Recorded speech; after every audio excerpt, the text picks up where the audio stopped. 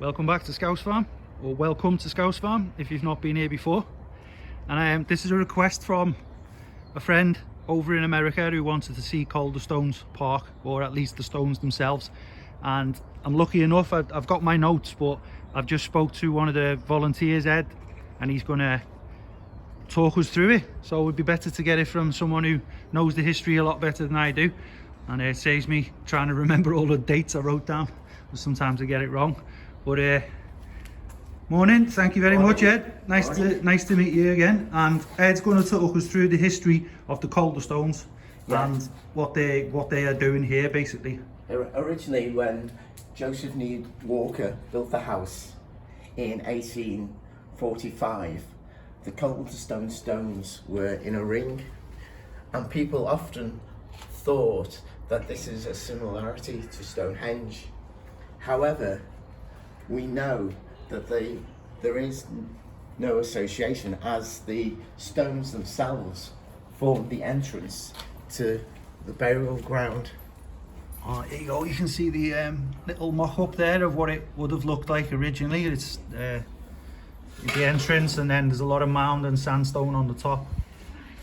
And it's a tomb. And one of our volunteers built a replica of the settlement at the time. Yeah. It's this about 5,000 years ago that the stones are dated. Well, not the stones themselves, they're like 250 million years ago. 5,000 years old, this tomb. And the tomb's 5,000 years old with the markings on. And then the stones went from the circle and they were put into the greenhouse on the other side of the park. Yeah. However, that atmosphere wasn't conducive to the stones, because sandstone is very precious and very fine stone.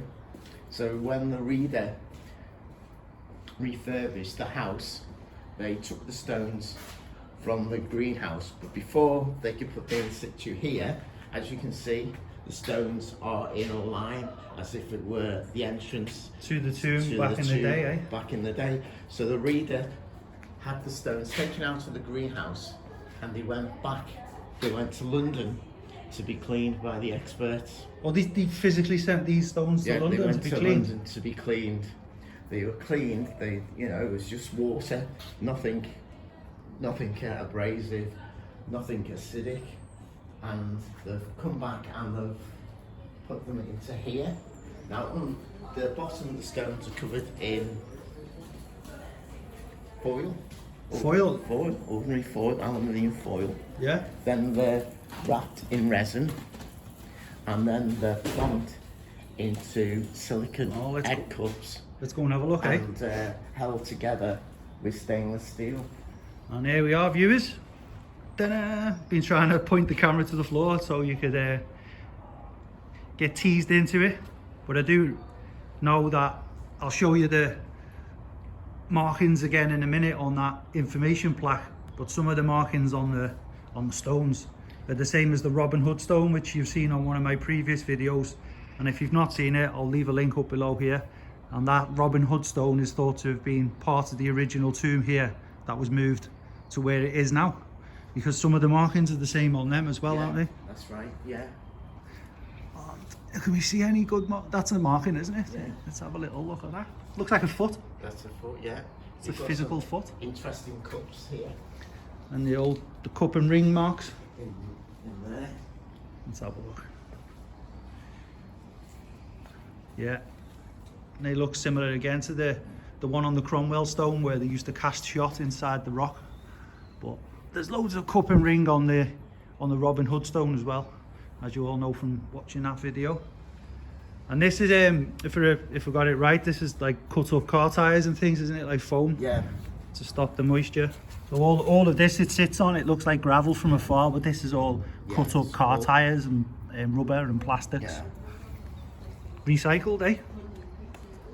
And the stones, when they were moved here, what was it, September 2019? They were put in position. The reader took over the building, and that's that.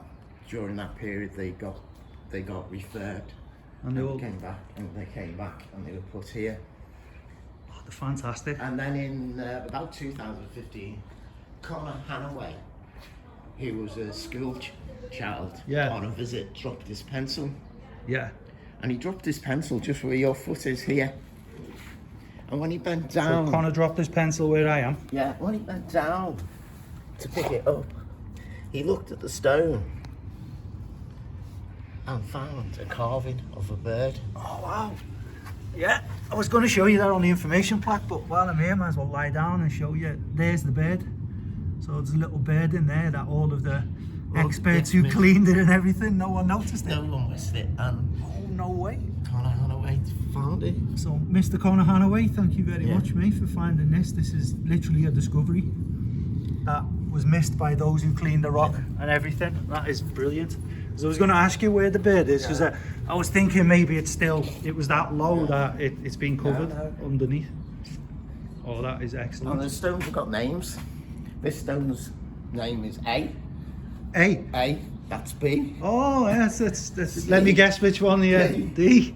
E and F. Oh. And F was covered in concrete at the base when he went down to London.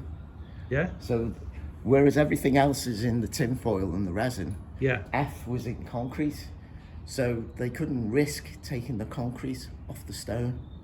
Okay, so like come off and just took it off in the bottom. So it crumbled. It came back with the concrete on.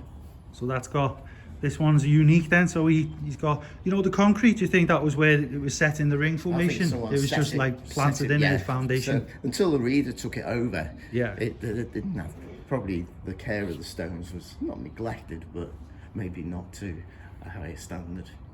Excellent. Well, look, thanks very much for that. Can I just do one more little thing and show you something? Of course you can. Just to start on rumours.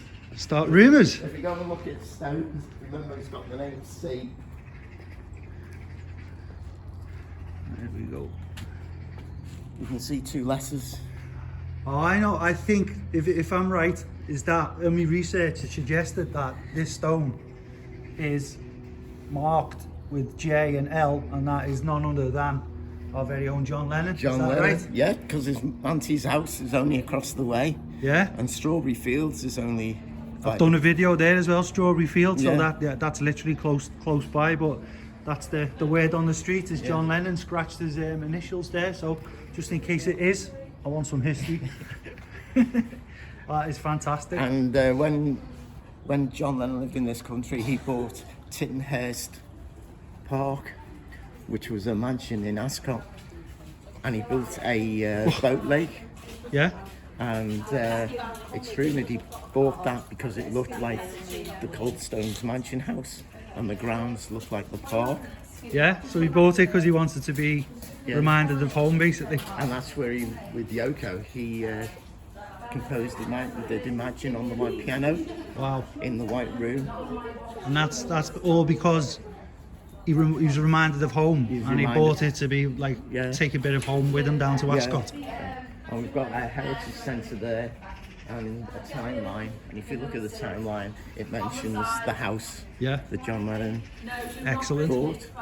Well look, that's been brilliant. I'm gonna, because it's a bit of a distance from where I am now to the entrance, I'm gonna walk his down, viewers, but I just want to say thanks to Ed before I go. So thank you very much, Ed. Okay. And you take care of yourself. Take care. And I'll be back soon at some point to have a cup of coffee or something. Yeah, no problem. Thank you very much, sir. You show the heritage.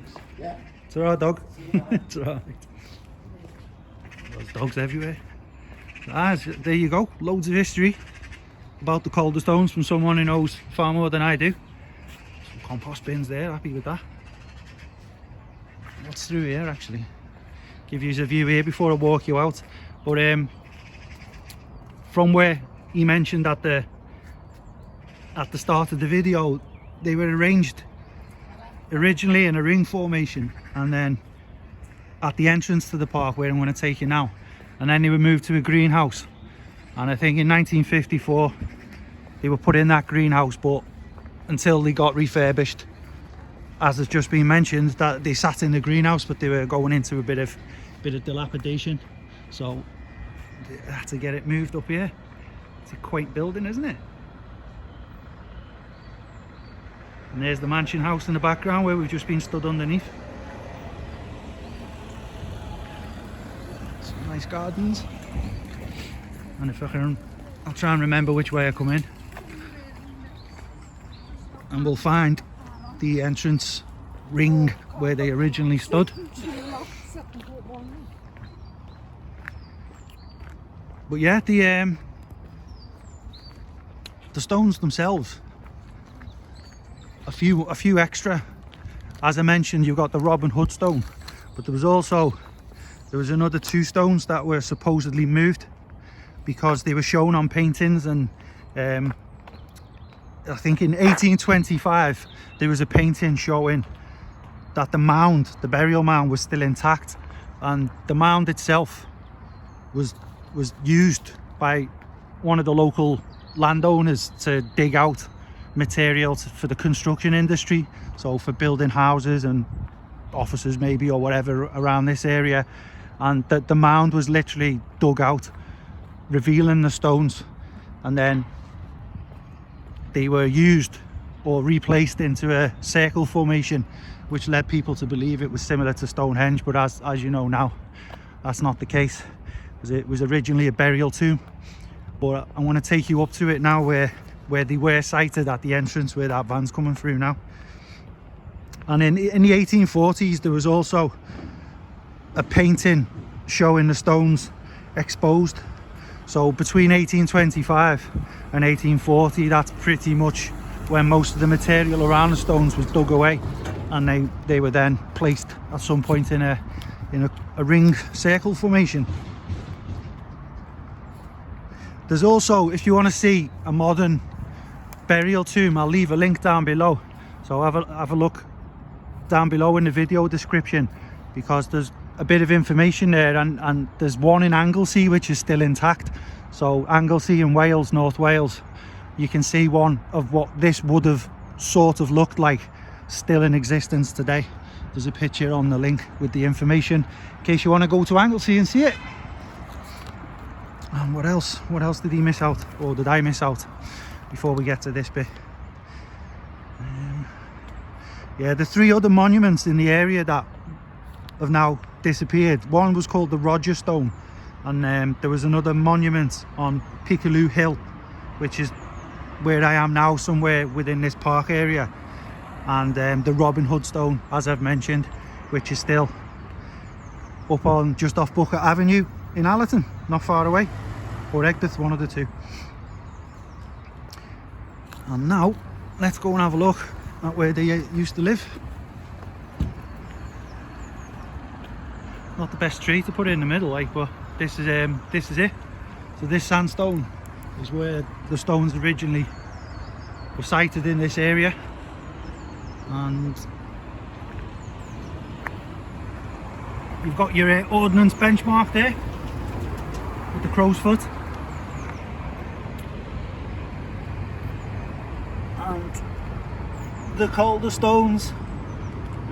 Unfortunately, whoever laid the tarmac has covered a lot of the writing underneath there, which is a bit ridiculous, but it's the world we live in. And there was where they were set, in that circle formation. And if you do want to visit, they are in Calderstones Park, aptly named. And on a day like today, even though it's cold, at least it's not windy, and it is absolutely beautiful, just like that tree.